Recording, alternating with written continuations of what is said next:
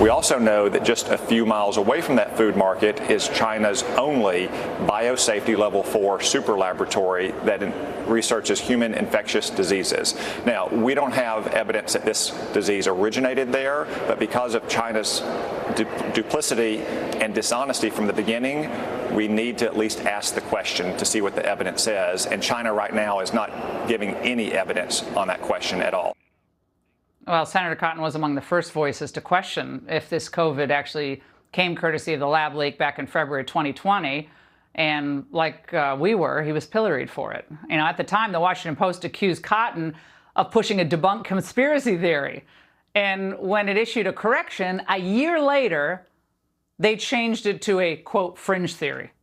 Now, it still hasn't updated the piece again, now that we know that the most likely scenario is that Fauci covered it up. Joining me now is Arkansas Senator Tom Cotton. Senator, these emails between Collins, Fauci, and then Fauci's follow-up with this guy, Dr. Christian Anderson at Scripps, this was quite the operation they had going, because they were freaking out that China was going to be blamed, and then indirectly the people in the United States that were working over the years with Chinese scientists. Is that not the case? You were right from the beginning, and you were pilloried. Well, Laura, I think you put it well, and I appreciate being together back in February of 2020, pointing out what anybody with some common sense looking at the facts in front of their face could say, that this virus almost certainly came from those labs in Wuhan.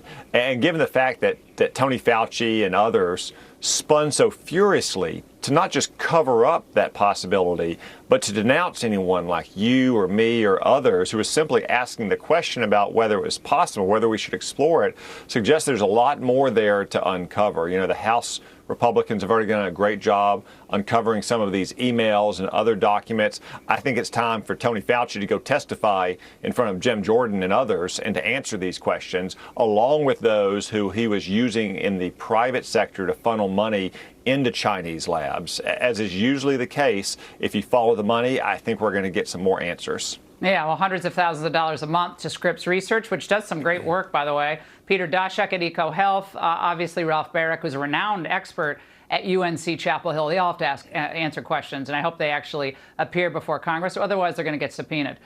Senator, another instance of Chinese malfeasance, and that's putting it lightly, is popping up.